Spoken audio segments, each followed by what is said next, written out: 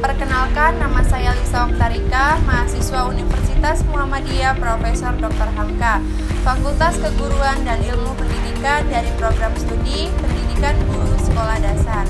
Alhamdulillah, kami telah menyelesaikan PLP 1 dengan beranggota Rifka, Melina, Cindy Senora, Retno, Muhammad Fahri, dan Muhammad Irfan. PLP merupakan proses pengamatan atau observasi dan pemagangan yang dilakukan mahasiswa program sarjana pendidikan untuk mempelajari aspek pembelajaran dan pengelolaan pendidikan di satuan pendidikan. Tujuan PLP adalah untuk memperkuat jati diri calon pendidik dan membentuk kesiapan calon pendidik. SDN Lagua 05 menjadi sasaran dalam kegiatan ini dikarenakan sekolah yang dikenal dengan prestasi pramuka, lingkungan sekolah yang asri, dan ada alumni dari UHAMK yang sudah mengajar di sekolah tersebut.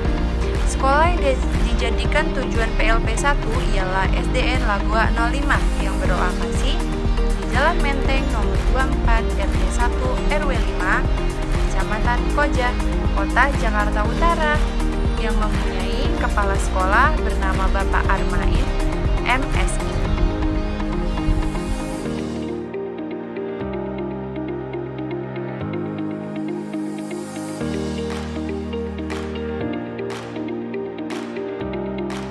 Untuk peraturan dan tata tertib sekolah, untuk pertama untuk anak dulu ya, untuk siswa.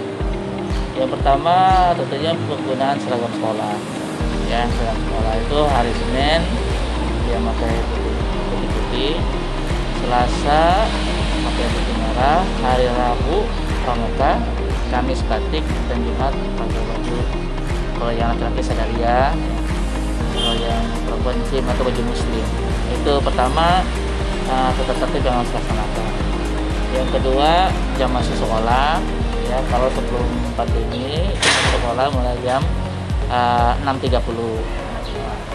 Untuk kelas 1 itu hanya sampai 6.30 sampai dengan 9.30 ya. Kelas 1 2 itu ya.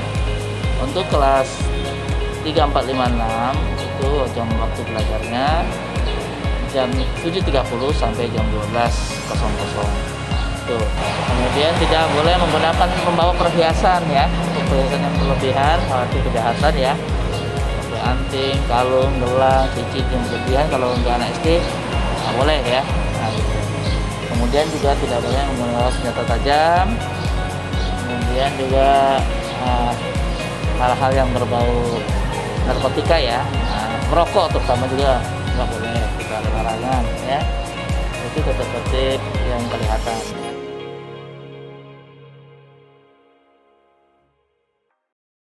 Untuk kondusivitas ya, untuk kondusif, untuk kenyamanan, untuk menanamkan juga rasa nasionalis, bangga untuk menjadi siswa sekolah sekarang ini ya, harus bangga menggunakan misalkan batik yang bercorak khusus ya ini, atau apa namanya ya, inilah supaya ada keharmonisan ya, nyaman, kemudian menunjukkan bahwa dia seorang pelajar kalau siswa.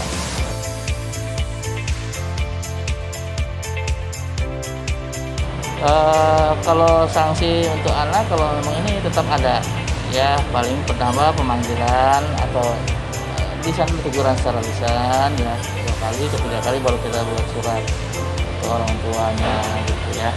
Nah, itu seperti itu.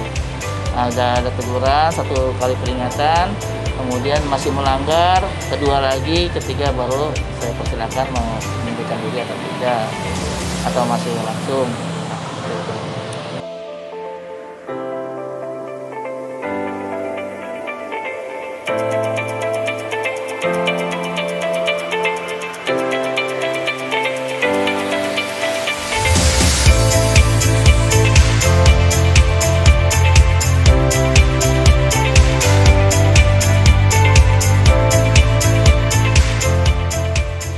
Kendala dalam daring dulu ya, dalam daring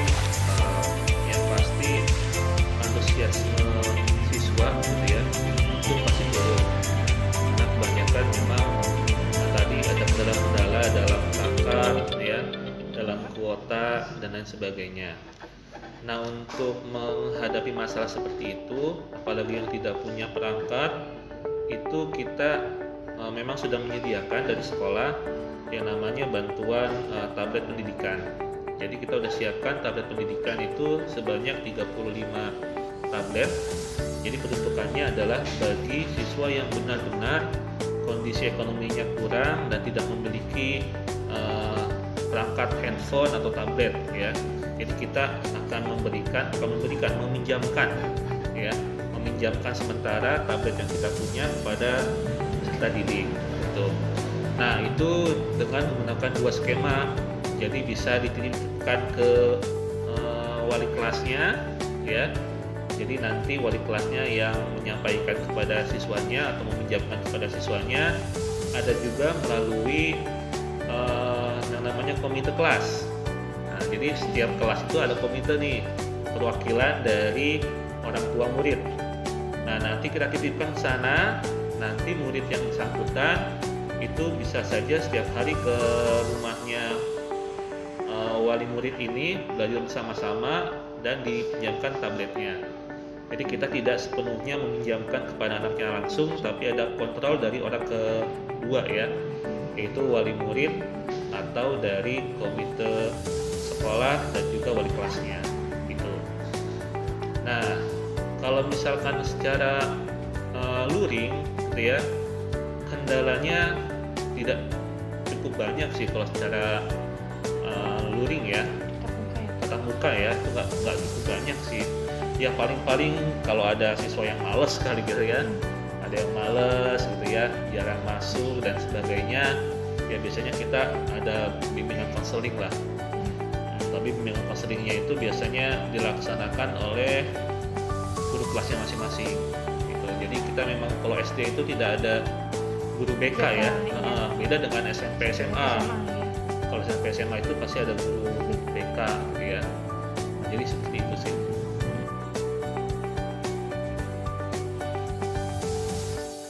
Secara daring motivasi paling tepat itu diberikan secara tatap muka sih sebetulnya ya. Jadi kita paling ketika ada pembelajaran secara sinkron gitu ya, melalui Zoom atau melalui Google Meet, biasanya kita kasih penguatan ya. Jadi penguatan supaya semangat belajarnya, jangan males-malesan ya, tetap mengerjakan tugas dan sebagainya. Ataupun juga biasanya kita tuliskan nih setiap pemberian tugas ya. Jadi selamat pagi anak-anak, mudah-mudahan pada sehat ya, dan juga bersemangat. Jangan lupa hari ini kita lakukan apa ya. Jadi secara tulis dan secara lisan. Jadi biasanya ada dua itu. Kalau tulis biasanya pas penugasan secara tulis. Kalau yang paling baik secara lisan ini ya, yang menggunakan media Zoom atau media Google Meet. Ya, jadi memang kita pembelajaran itu ada yang beberapa guru itu tidak full penugasan saja ya. Jadi kayak saya misalkan sebegitu satu atau dua kali itu melakukan pertemuan sinkronus ya. Jadi menggunakan Google Meet atau pakai Zoom. Ya, jadi disitulah kita pemberian motivasi. Demikian hasil laporan PLP 1 saya. Kurang lebihnya mohon dimaafkan. Wassalamualaikum warahmatullahi wabarakatuh.